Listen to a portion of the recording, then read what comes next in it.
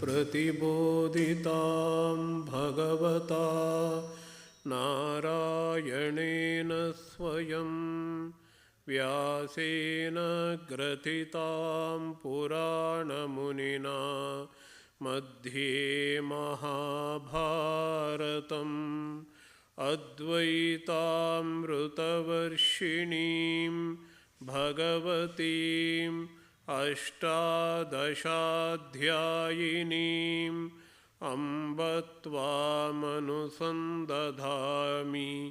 भगवद्गीते भवद्वेषिणीम् वसुदेवसुतं देवं कंसचाणूरमर्दनं देवकी परमानन्दं कृष्णं वन्दे जगद्गुरुं मूकं करोति वाचालं पङ्गुं लङ्घयते गिरिं यत्कृपातमहं वन्दे परमानन्दमाधवम्. By the infinite grace of Lord Krishna and Sri Ramakrishna, we are continuing to study the third chapter of the Bhagavadgita, Karma Yoga. So we have to commence this session class from the 33rd shloka. In the earlier shloka, the Lord says, those who decry me, those who are jealous of me, will not act according to my instruction. Ye tvetadabhyasuyanto nanutishtanti te matam. So they will be devoid of, they will be deprived of all kinds of knowledge. The all kinds of knowledge means the knowledge pertaining to spiritual things, spirituality, about God, about sadhana. The real knowledge is what is spoken here, not the secular knowledge. Sarvajnana vimudhaha. They will be deluded. They will be deprived of all kinds of knowledge. They tan vidhi nashtan achetasaha. Consider them to be ruined. They have destroyed their life. Because if we don't have the knowledge, our life is in ruin. Knowledge is power. Knowledge is bliss. And knowledge is what makes the life really meaningful. If we don't have the knowledge, then our life is next to brutes or the animals. So Krishna says here, without knowledge, our life will be ruined, will be destroyed. And such people are called achetasaha, the senseless people who have no discrimination or discernment. Viveka buddhi, what is real, what is not real, what is good, what is bad. That discernment, the discrimination will not be there, so their life will be in vain. This is what we have read in the last class. The Krishna continues now. Sadrucham chestate swasyaha prakrute jnanavanapi prakrutim yanti bhutani nigrahaha kim karishyati. The question arises, why people do not follow the injunctions of the scriptures? Why people do not follow the doctrines or the instructions of the Lord Krishna in the Gita? Why they stay away from the path of the Dharma? It is a normal course. We see people do not follow the Dharma. Always they follow the Adharma, the unrighteous path. So in the world we see righteousness is rare. The unrighteousness is very rampant. So people won't speak truth. They always speak untruth. They act in a malice manner. They do mischief. So that kind of unrighteousness, ill practices are very rampant in the society. Then what is the cause of this? And to that Krishna says, Sadrucham cheshtate swasyaha prakrutehe jnanavanapi. Jnanavanapi, even the wise people, those who are academically very good, they are very knowledgeable person, they are very intelligent person, even such people. So in the Bhagavadgita or elsewhere, we have to be very careful while deriving the meaning. Sometimes the Vidwan is given. What kind of Vidwan? Even the knower of the Atman is also called Vidwan, and just an academic knowledge, one who is expert in some field, he is also called Vidwan or the knowledge Jnanavan. Here, according to the context, we have to understand who is that Jnanavan. Jnanavan here means academically he has achieved success and he is very intelligent in the worldly ways and not at all good in understanding the spiritual truth, and such person is told here. Jnanavan, even a wise man, swasyaha prakrutehe sadrusham cheshtate.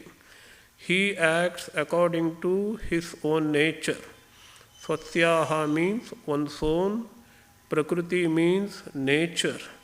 Prakriti word is very important here.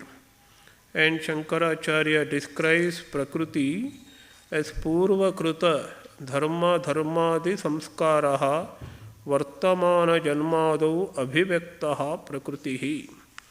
So it is not that we carry impressions only after our birth. The impressions are stored even before our birth.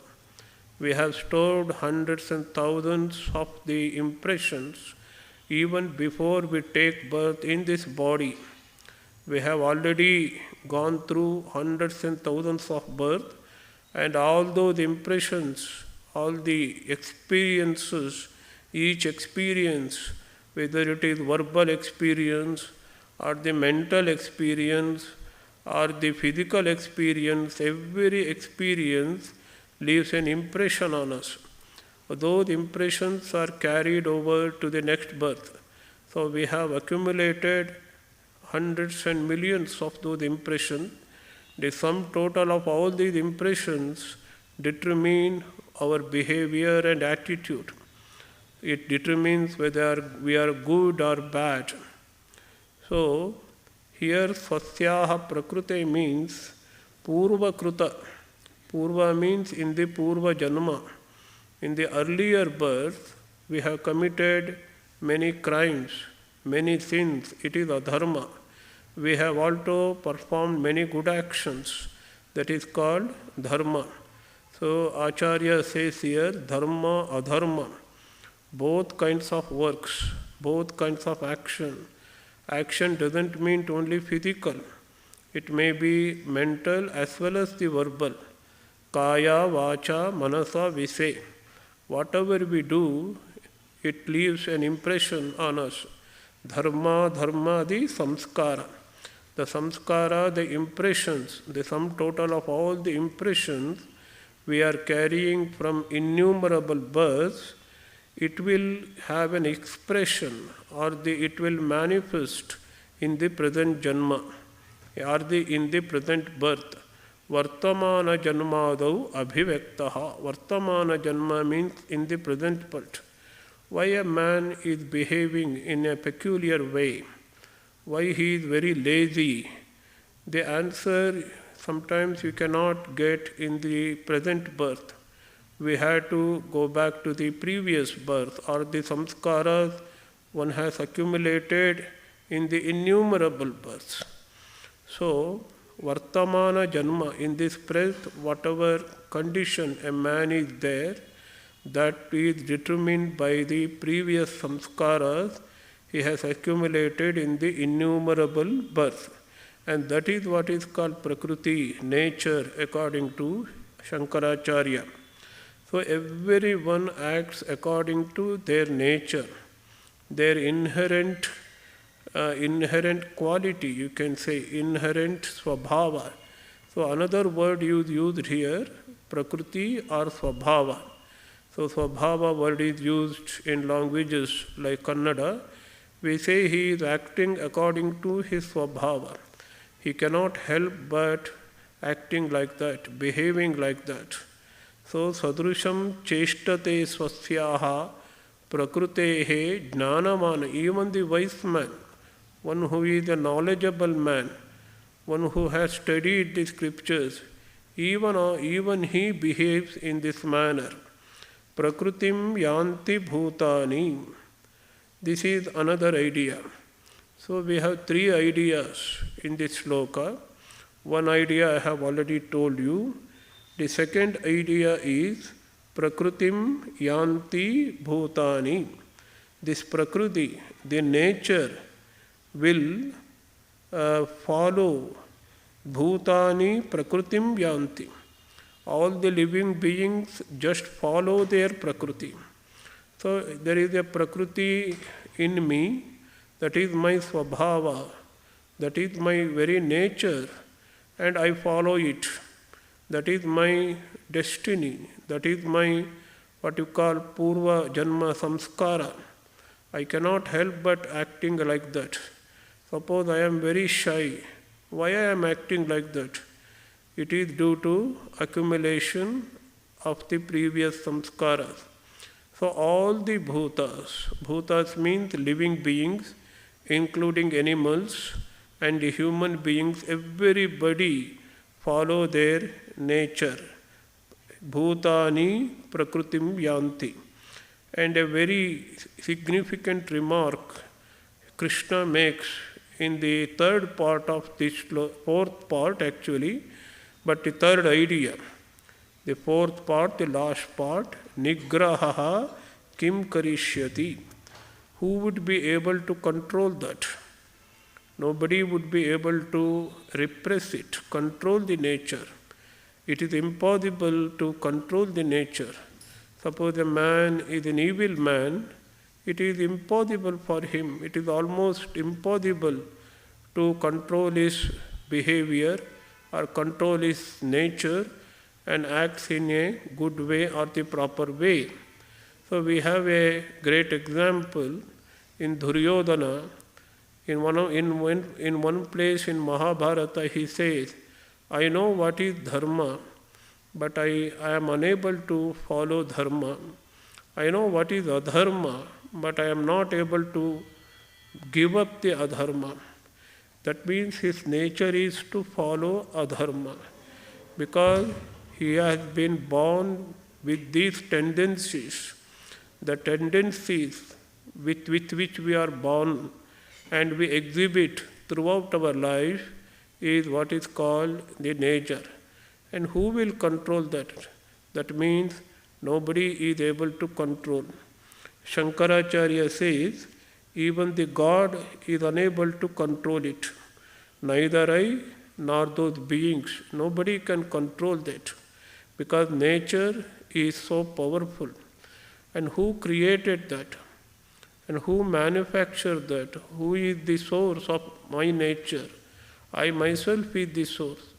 It is accumulated from previous birth. I acted in a particular manner, I created a particular impression. So there's actions, and every action leaves an impression, and every impression will lead to further actions. It is the repeated habits that will create intense or the abundance of the impression.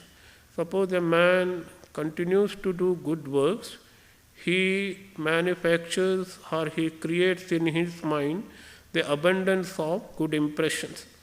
And that good impressions will lead him to act in a proper manner or the good manner. Such a person is called a good man. Suppose a person continues to commit crimes and act in an improper manner, and he is unable to control his mind, then those very impressions will impel him, will instigate him to do further bad actions or evil actions. He is unable to control the mind. He is unable to go to divert himself to the right path. And such a man is called an evil person. So it is all the power of the nature that makes a man a good or the bad. Nature doesn't mean here automatic or instantaneous. That nature, Prakriti, is created by us, ourselves, because our own actions, our own thoughts, our own speech leave impressions, and those impressions will lead to manifest itself in our behavior in this present birth. And that is what is called nature here. And Krishna says, what can repression will do? And who will be able to repress it? Nobody can repress it. Repression, nigraha. Nigraha means if you try to control it, you are unable to do it. It is very difficult to bring a man from the wrong path to the right path. So there are two meanings here. Who will be able to control it? That is the one meaning. And the very controlling is impossible. This is the second meaning. So nigraha kim karishyati, who will be able to control it, or the very fact one is trying to control doesn't help in these talks. So we can have true meanings here. So this is the dilemma we have, the trouble we have in our life.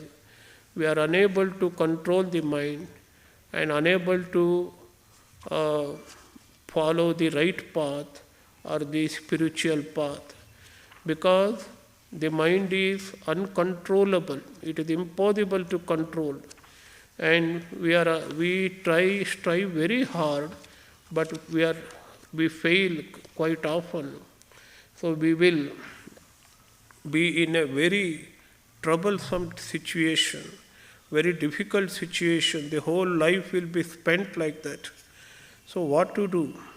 The next shloka says, Indriyasya indriyasyarthe ragadvesho vyavastitau tayorna vashamagachetu tauhi asya paripanthinau. Krishna goes to the root of the problem. Why mind cannot be controlled? What is the problem? Why the nature or the Prakriti, our own tendencies are so powerful? So we have to examine ourselves, and we have to elaborately analyze our own mind in order to understand the psychology of the non-controllability of the mind. Why we are not able to control the mind? There is a lot of psychology involved, and Krishna reveals that psychology. Krishna discovers that and tells us, according to him, Raga and Dvesha, these are the root causes why we are not able to control. Where the Raga and Dvesha are situated. First we should understand what is Raga and Dvesha. These are common words we come across in Bhagavadgita and other Vedanta scriptures. Raga. So ishte ragaha. So when we find good objects that we can enjoy, that gives us the sense of pleasure or kind of favorableness, that we want to enjoy it again and again. I want it again and again. Suppose I tasted a piece of sweet meat. I want to enjoy it again and again. And I develop a kind of attraction towards that. That is called the raga. Suppose I have seen a scenery. I want to come back and see it again. If I have heard a good music, I want to hear it again and again. And that tendency, the attraction towards what we see, what we hear, or what we touch, and what we taste, and that is what is called raga, ishte ragaha. This is the definition. Suppose there is a music which is so horrible, we do not want to hear it again. That is anishta. We don't like this. We don't like this. We don't want to hear it again. And we develop a kind of repulsion towards it. Suppose we taste a dish or some meal. It is not at all good. It was terrible. So we do not want to go to that place and eat meal there, or restaurant or the hotel. And we develop a repulsion, hatred towards it. That is called the Dvesha. Anishte Dveshaha. Suppose we meet a person, he is very lovable person, we like him very much, we want to meet him again and we want to talk him again and again over phone, or we want to meet him in person again, and that means we have developed a raga with him. Suppose we meet another person, a very ugly person, a violent person, ugly behavior, and such person we start hating him. So a kind of repulsion we develop towards him. And such a person we don't want to meet him again, or rather we dislike him to meet him. So such a person is called anishta. We don't like him. So with regard to anishta, what we develop is dvesha, repulsion or the hatred. What we like is ishta.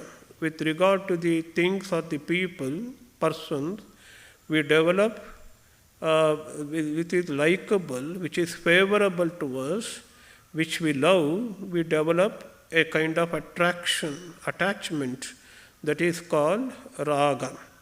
So raga dvesha, these are the two enemies, raga and the dvesha.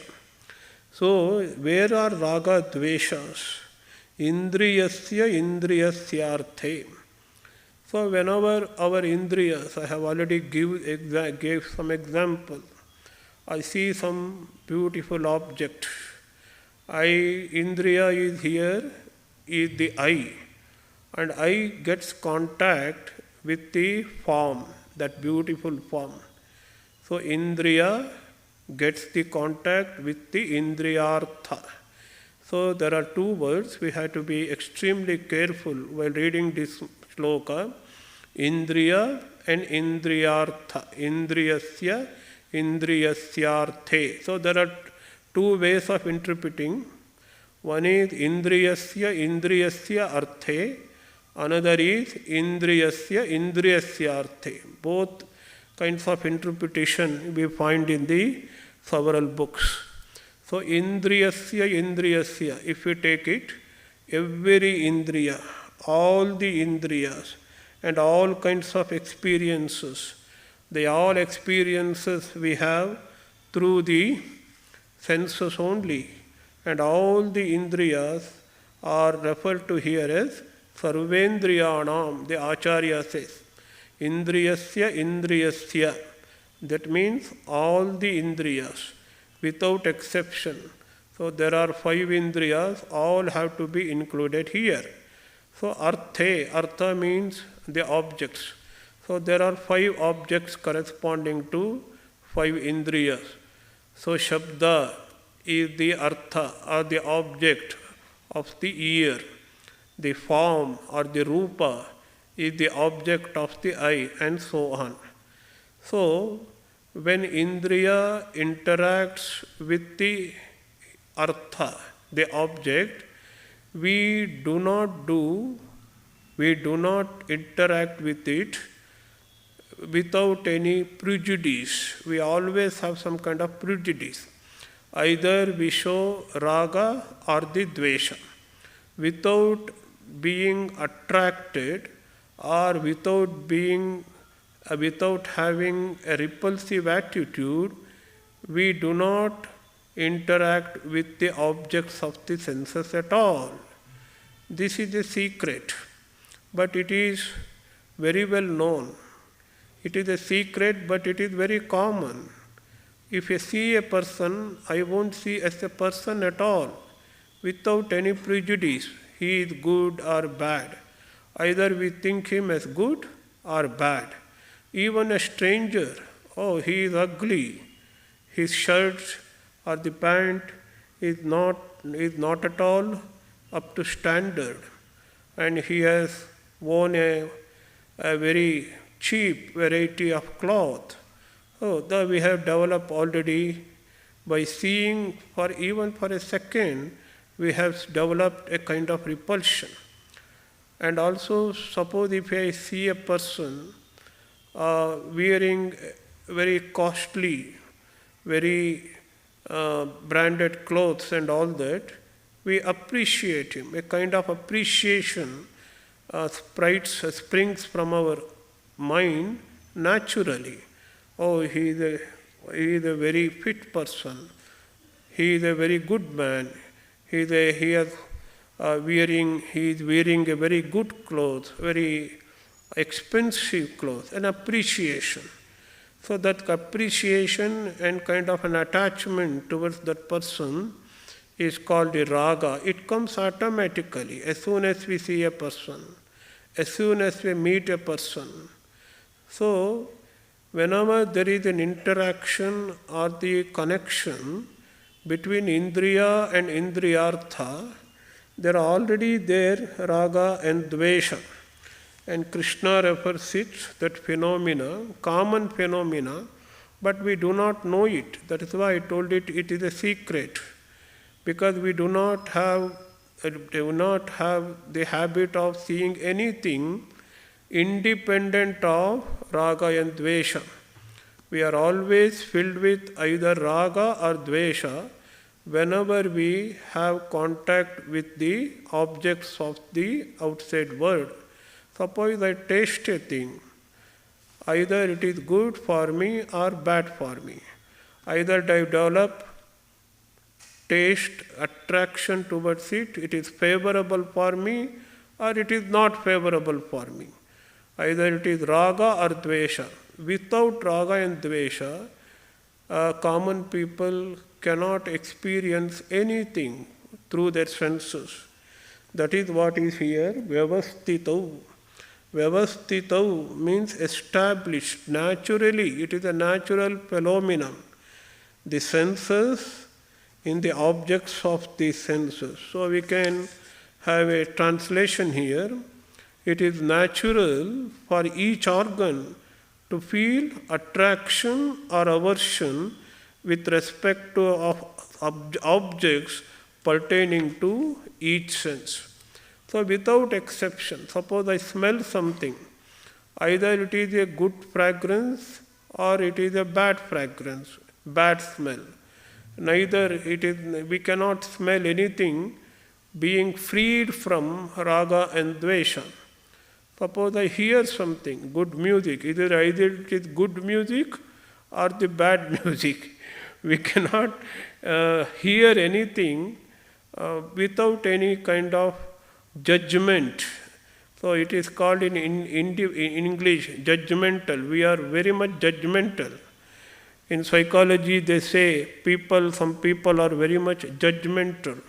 But every one of us, to some extent, we are judgmental. Every experience we weigh whether it is good or bad. And we already determine, even while experiencing, it is good or bad. It is favorable or not favorable. And that favorableness, with favorable things, favorable experience, we develop attraction. We want to enjoy it again. That is called raga. With regard to unfavorable objects, unfavorable thing, we develop hatred or we are repulsive attitude. That is called the dvesha. So Krishna says, in every case, with regard to every sense and with regard to every object the sense enjoys or the experiences, there is always raga or the dvesha. So this is Krishna's observation. So Krishna is a great psychologist. We have missed this point. Why we suffer, why we undergo so much trouble in our mind, and why we are heartbroken, despondent, because of this raga and dvesha. Because we always go after what we like, and we try to dissociate from what we dislike. Whatever we like, we don't get, and there is dukkha. And what we don't like, we cannot be separated. Suppose in your family, an aunt or grandfather, whoever is, you don't like him, but he is a part of the family. He is in your house. You cannot get rid of him. So you are suffering. Suppose your son or daughter, who is very dear to you, you have developed raga, or the attraction, or a kind of favorableness. You love him, that is what you call it love. But the worldly love is more an attraction than actual love. Actual love you will find only in God. So, he will be separated from your daughter, whom you love very much, because daughter chooses to go to US or UK, and you got separated from her. Then there is also suffering. So raga also gives suffering, and dvesha also gives us suffering. So both are the causes of suffering. Sometimes we think that raga attachment gives us happiness. No. Even if it gives happiness, it is temporary. It is transient. It is only a momentary happiness that gives. Sometimes we hate a person, it gives some kind of satisfaction, some kind of solace to the mind. But that kind of solace or the satisfaction is also momentary. Ultimately, in the long run, any kind of dvesha also gives rise to what is suffering or misery.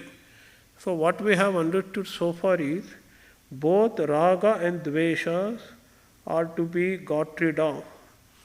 We have to be free from raga dvesha. We should be able to approach each object, each person, each condition of life, each situation in life without raga and dvesha. We should be free from that.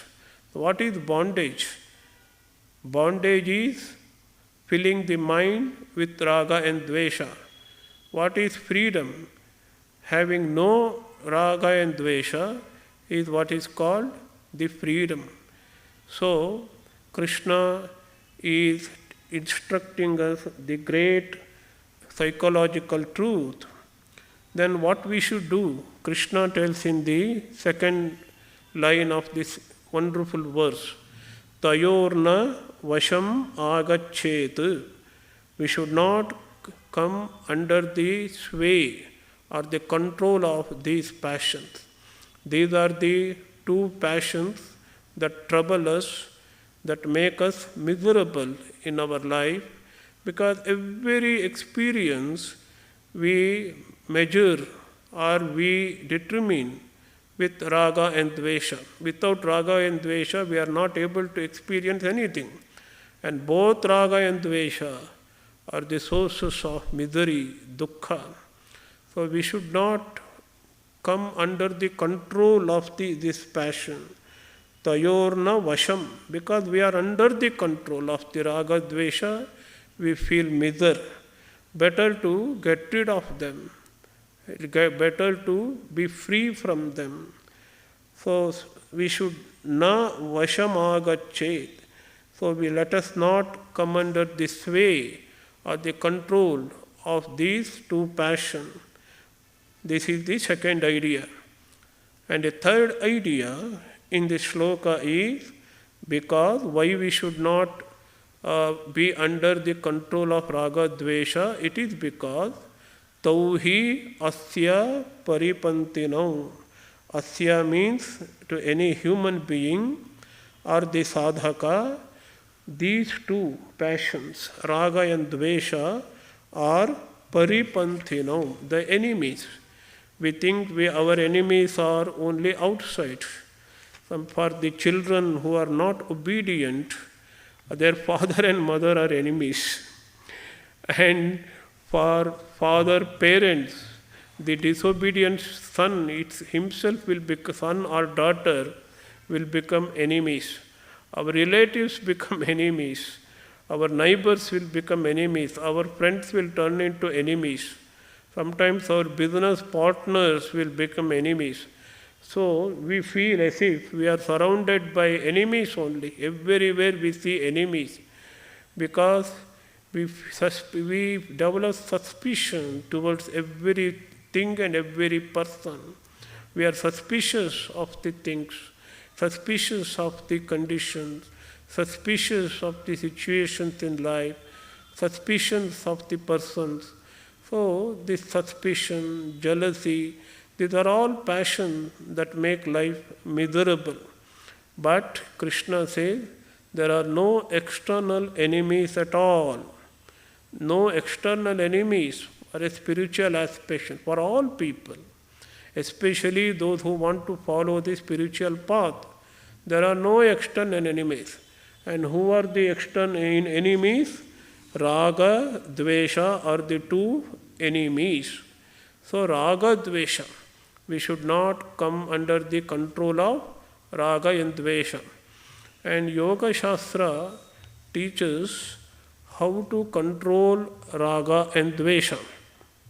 Because Yoga Shastra of Patanjali mainly discusses the working of the mind, the functions of the mind. Suppose they develop extreme raga, that is only a vritti. So I am not mind, I am Atman. So if I develop a raga, it is a function of the mind, that's all. I should observe the mind, oh, I have developed an attraction, a kind of love towards the objects. So it is bad, it is not at all good. It is detrimental to my spiritual progress. So what I have to do? So yoga says, vitarka bhadane pratipaksha bhavanam. So we have to develop an opposite thought, a strong wave of opposite thought. Suppose I develop an attraction towards sweet meat, a particular sweet, maybe Mysore pak. So I should rise in my mind a strong opposite current, opposite thought. Oh, if I eat too much of sweet, it is bad for me, it is bad for my health. So this kind of thought, if we rise in our mind, the raga will naturally subside. This is the technique the yoga Patanjali teaches us. Suppose I develop a strong dislike for a person, I develop anger towards a person. We have to develop a strong wave, opposite thought. Opposite wave means here thoughts. Because yoga says our thoughts are nothing but waves of the mind, waves in the mind, that's all. So the thoughts are like the waves in the mind. So I had to raise a strong thought, strong wave in my mind. Oh, this person is not so bad. I have come across him, his good deeds also. I know he is a good person. So that hatred or the dislike, that attitude, that dvesha will naturally subside. So this is the technique of vitarka bhadane pratipaksha bhavan. Pratipaksha means opposite thought. Vitarka means some thoughts which are very detrimental to our spiritual growth or which gives rise to much suffering.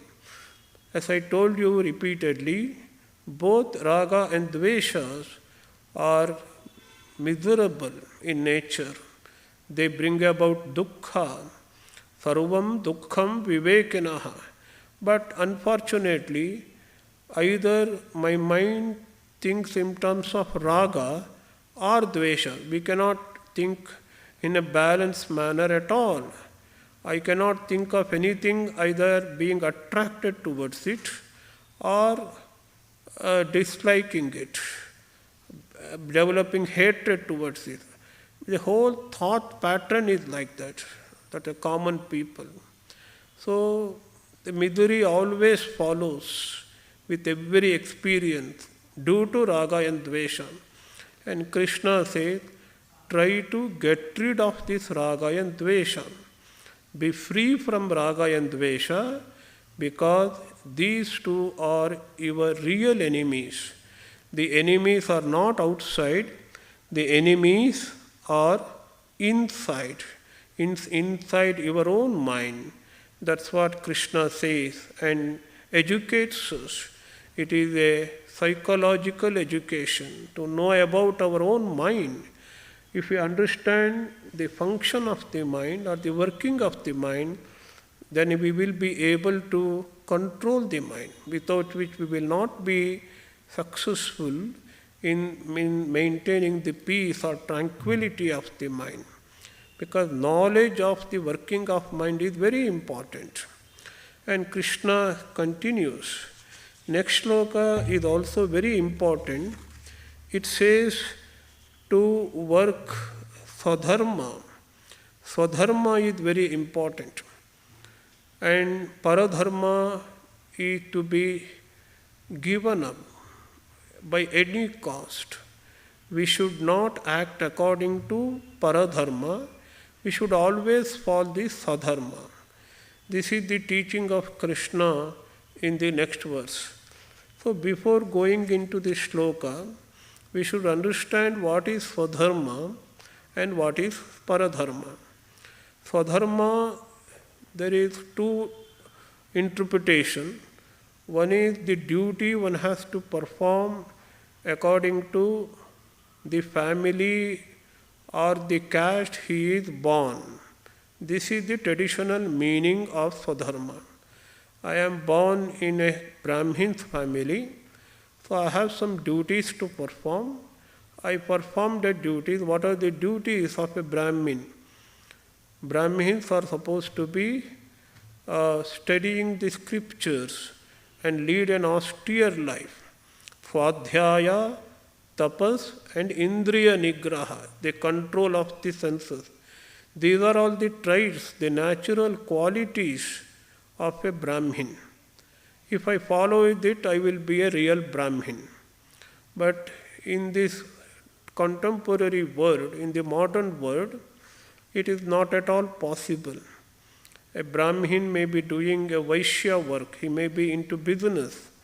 So Krishna, thousands of years back itself, clearly says, Chaturvarnyam maya srashtam guna karma vibhagashaha. This Brahmin, Kshatriya, Vaishya and Shudra, these are the four classifications, the Varnas he calls it, are based upon two factors, not birth at all. Birth is not at all mentioned here. One is the guna, one's own tendencies. I have a tendency to study. I have tendencies to lead an austere, pure life. I am able to control my mind, and I would like to be a model for others, and I would lead an exemplary life, and then I am a Brahmana. That is guna. So according to one's tendency, one chooses profession. So if he is of an intellectual type, he chooses a profession of a professor or the teacher, and he is the real Brahmin. At the same time, he should lead a very pure life, a tapas, and he should control his mind. He should abide, he should do everything abiding the scriptures. So guna and karma, the quality and the actions one performs according to his character or his guna, qualities, inherent tendencies, determine the works. So that is what is called Svadharma here. If he chooses Paradharma, suppose Arjuna wanted to go to forest and live a mendicant life, it is paradharma for him. Because his tendency is to fight the war. Not only he was born in the Kshatriya family, the various family, he also had the tendency, the guna, very quality, his character is of the bravery type. He was a brave man, he was a warrior, and his karma should be in accordance with his quality or the tendency, that is fighting the war, protecting the people. So if he doesn't do it, he will be relinquishing his Svadharma and following the Paradharma. And that Krishna says is very wrong. It is unacceptable.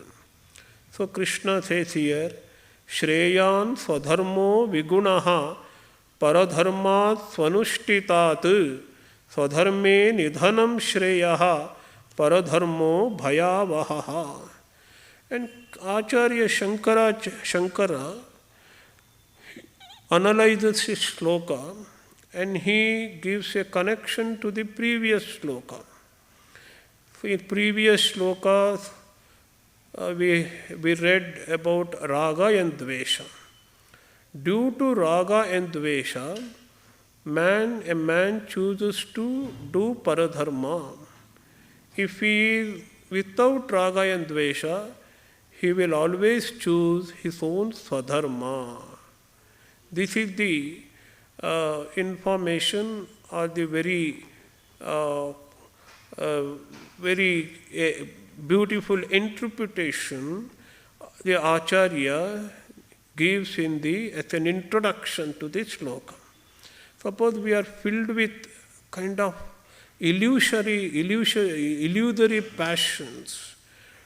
So we are deluded by that. We are not factual. Then we try to find a profession or work which is not suitable for us.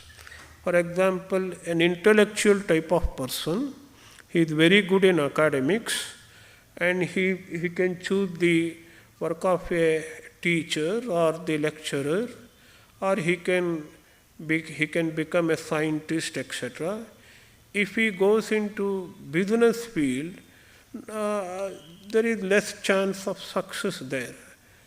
That means he is choosing a profession which is unsuitable for him out of greediness for money. That is Raga and Dvesha. If one is filled with Raga and Dvesha, when he is acting guided by Raga and Dvesha, he makes a wrong choice.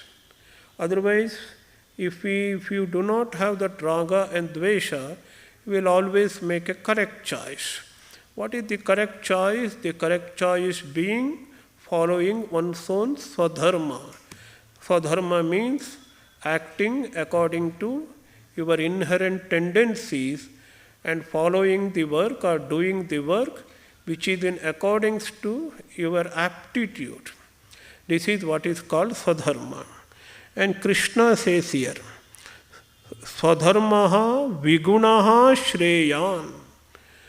My work is full of loopholes. I am not able to work properly. If it is Svadharma, if it is in accordance with your inherent qualities, inherent character, then it is better for you, Krishna says. Compared to what? Paradharmat Swanushtitat. Swanushtitat Paradharmat.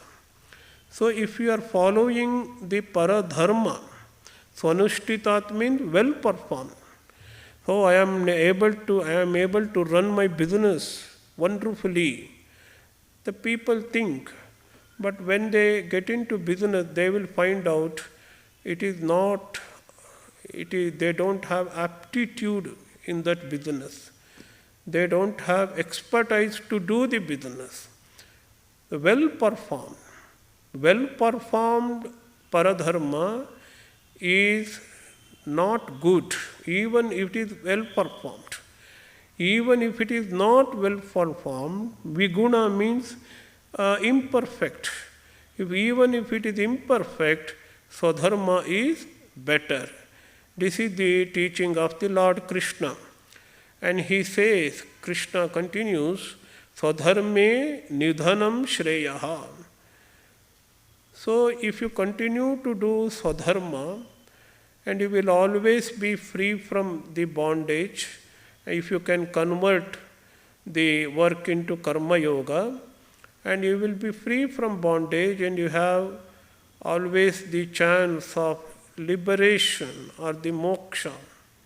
Otherwise, if you continue to do Paradharma, it always leads to the bhayavaha. It will generate fear in you because you are not doing proper action, proper course you have not taken up. Suppose I have not taken up a proper course, I am following a wrong path, then always I am I am always be suffering kind of sense of fear. That fear will make my life really miserable. So Paradharma is bhayavaha. Bhayavaha means it conveys fear. It triggers fear in me. Suppose if I follow Svadharma, that means I am following the scriptures, I am following Bhagavadgita, then it will lead to good. It will lead to Shreyas. It will lead to good. Shreyas may be moksha or even heaven. It means I am following the wrong, I am not following the wrong path, I am following the good path, and good path will always lead me to ultimate good. So I always have that confidence in me. I am sure of myself. But if I follow the wrong path of Paradharma, but I am not sure of getting any good result because I am always suffering from a triggering fear. So this is also a lot of psychology involved here. If we don't choose correct profession, and if we don't choose correct way of life, and this is the problem. Suppose out of desire to make money, out of intense hankering for name and fame, if we follow the path of wrong, if we commit mistakes, or if we follow the non-ethical path, then we will fall into the trap of fear. The whole world may appreciate me for that, my so-called success in money making, and also I have got a lot of fame and name also. But inside I will be suffering from fear. That internal fear, the fear inside, I am suffering, one cannot get rid of it. It is very, very difficult. But such fear will not be there when one follows Svadharma, even though it is imperfect. I may not be able to do my work, so-called my work, that is Svadharma, properly, but if I do all kinds of work as an offering to God, I am offering to God, I am dedicating all my actions to God. While doing actions, I am thinking only of God, and that kind of work, Svadharma, will definitely lead to ultimate good. That's what Krishna is trying to convey him. Then here now Arjuna interferes.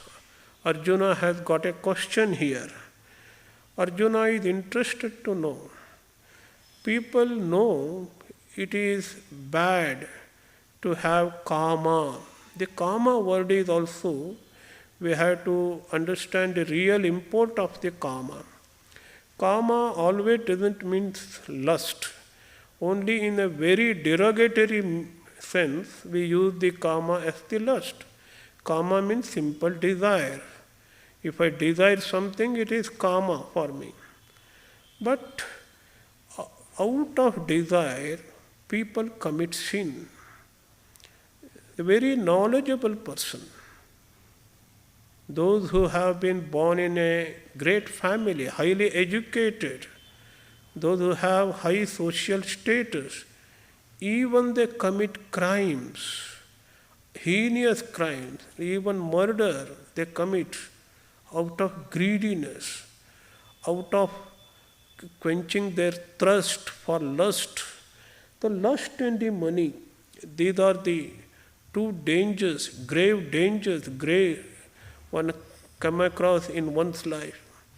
And Sri Ramakrishna repeatedly says, Kamini Kanchana. The Kamini Kanchana Tyaga is the real Tyaga. The renunciation of the lust and gold is the real Tyaga. If you give up one meal on Thursday and all this are not real Tyaga. The real Tyaga is Kamini Kanchana Tyaga. And Sri Ramakrishna is a great psychologist. He understands the fundamental desire, fundamental problem we face is our hankering for the lust and the money. Then Arjuna is asking, Ata kena prayuktoyam papam charati purushaha anichannapi varshneya baladiva niyojitaha. Kena prayuktaha. Somebody is instigating human beings to commit crime, to commit sin. A highly educated person takes bribes, tortures his subordinates, commits all kinds of crimes that you will find in even highly developed societies like US, UK. Even the millionaires do not hesitate to commit sins or the crime. So there is something which is prompting them, instigating them, pushing them towards committing such crimes or the sins. And what is that? What is that impelling force? Arjuna is asking. Ata kena prayuktoyam. What is that? Vrishni, prayuktoyam papam charati varshneya. Varshneya means Krishna is born in the Yadukula. Yadukula is a generic term. Yadukula contains lot of sub-clans. And Vrishni Kula is one of the sub-clan of the Yadukula. And Krishna belongs to Vrishni Kula. That is why he is called Varshneya.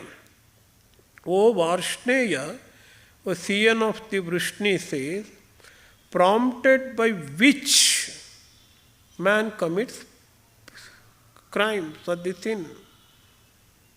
Anichannapi, even though he doesn't want to do it.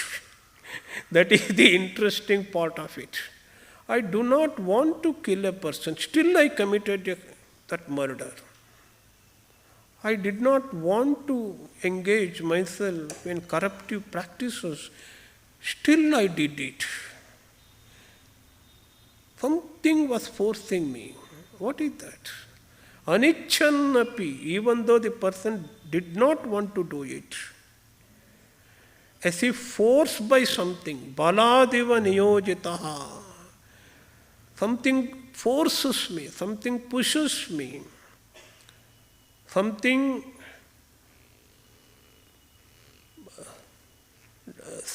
makes me do it, even though I do not want to do. What is that? So it is in mathematics we have x. What is that? X. What is that x? What is that x factor which makes a man to commit sins, as him being forced to do it? What is forcing? Suppose in the bonded labor, the servants are forced to work without payment. They are not doing out of interest or respect for the work. They are not doing willingly. They are being forced by the owner of the company or the factory or the field. What is that which is forcing a man to commit crimes? Baladiva niyojitaha. Though the person concerned is not willing to do it, anichannapi, something is prompting it. What is that? So we will know the answer, not this week, only the next class we will come to know the secret. What is that? What is that which is prompting every human being to follow the wrong path, unethical path, to commit sins? What is that? And Krishna gives a very pertinent answer, a wonderful answer to this question which is troubling us throughout our life. Om Shanti Shanti Shanti Harihi Om Tat Sat Shri Rama Krishna Arpanamastu.